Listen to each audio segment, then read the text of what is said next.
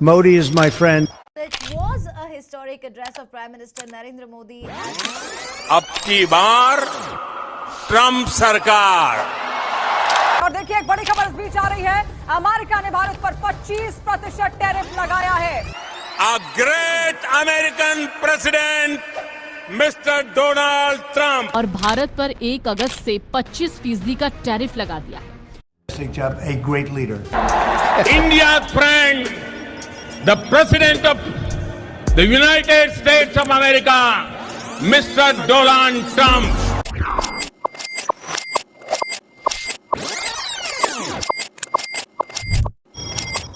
जब दुनिया के दो सबसे बड़े लोकतंत्र आपस में टकराते हैं या कहें दो सबसे अच्छे दोस्त, तो सिर्फ राजनीति नहीं बदलती, बदलता है पूरा गेम। क्या है ये ट्रंप वाली टैरिफ पॉलिसी? शुरू से ही ट्रंप की पॉलिटिक्स में ट्रंप का ये नारा था, America first. America first. Trump की धमकी वाली पॉलिटिक्स और पीएम मोदी की नेगोशिएशन पॉलिटिक्स, आखिर कौन जीत रहा है टैरिफ पर?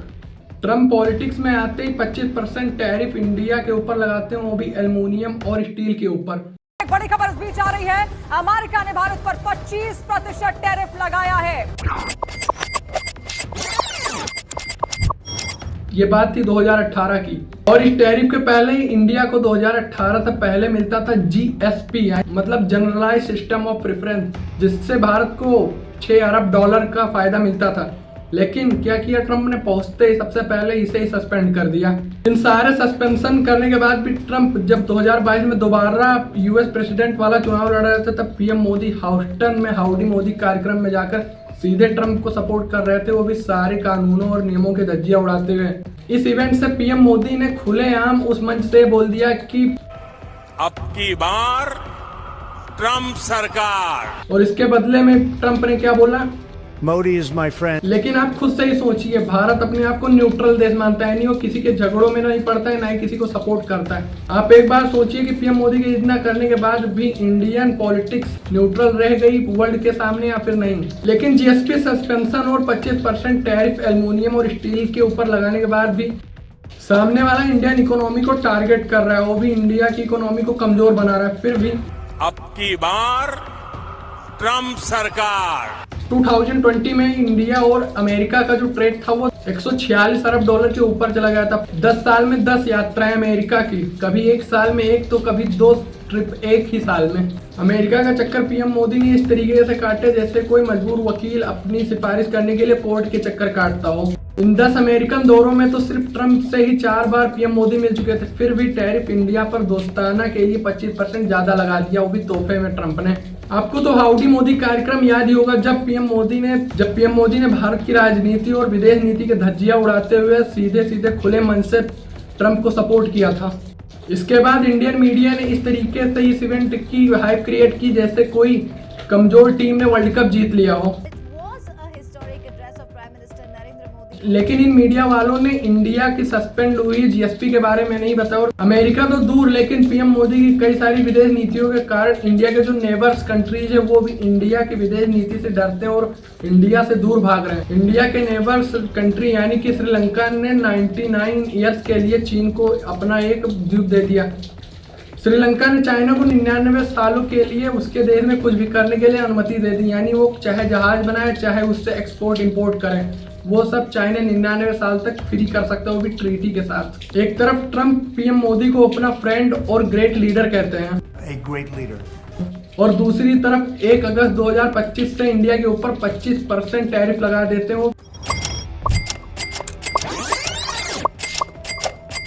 दूसरी ओर भारत में एप्पल के सीईओ को आईफोन बनाने के लिए रोक देते हैं। ट्रंप भारत पर से GSP को खत्म कर देते हैं, क्योंकि ट्रंप और मोदी का दोस्ताना ऐसा है कि वो भारत पर 25% टैरिफ लगाने के बाद Modi is my friend. And Modi is my friend. And Pakistan में तेल बनाने के लिए मदद करने को राजी हो गए, क्योंकि और यही ट्रंप पीएम मोदी को कुर्सी पास करते हैं और खुद खड़े रहते हैं। और दूसरी तरफ ये भी कहते हैं Modi is a great leader. A great leader. A great leader. और दूसरी तरफ इंडिया और पाकिस्तान का युद्ध रुकवाने के खुले मंच से क्रेडिट लेते हैं, क्योंकि Modi is my friend. And a great leader. अब आप लोग ही बताइए सबसे पावरफुल लीडर कौन है? झूठ बोलो, बार बार झूठ बोलो। पीएम मोदी के आप इस बयान को देखिए। पीएम मोदी कहते हैं कि सेना को राजनीति से दूर रखो। फिर यही पीएम दूसरी तरफ बड़ी बड़ी होर्डिंग लगाकर ऑपरेशन सिंदूर के सक्सेस होने के बाद बड़ी बड़ी होर्डिंग बड़ी बड़े सिटीज में टंगवाकर खुद क्रेडिट लेते हैं और खुद ही इंडियन आर्मी को पॉलिटिक्स में घुसेड़ देते हैं। जब भारत में लोकसभा सत्र चलता है तो आपसे विपक्ष सालों में किए गए कामों के बारे में प्रश्न पूछता है, लेकिन तब आप विदेश दौरे ट्रंप से मिलने चले जाते हैं या फिर अमेरिका से मिलने चले जाते हैं। जब विपक्ष पीएम मोदी से ऑपरेशन सिंदूर के बारे में पूछता है, Pahalgam is a Pakistani general called General Muni, the man who has done terrorism in India. Now, to the Prime Minister answered anything. Prime Minister has not said up there, Mr. Trump, invite Mr. PM Modi. Modi ये कहते हैं। हम PM Modi को इतना अच्छा दोस्त मानते हैं कि उन्होंने इंडिया को सीधे सीधे डेड इकोनॉमी बोल दिया।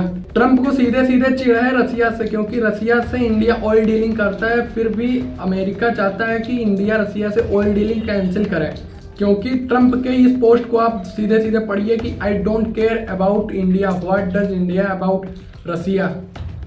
ट्रंप सीधे सीधे कहते हैं कि मुझे भारत और रसिया के रिलेशन से कोई मतलब नहीं है। फिर भी इंडिया को 25% टैरिफ लगने के बाद इंडिया ऑयल डीलिंग को कैंसिल करेगा और रसिया से दूरी बनाने के लिए इच्छुक होगा।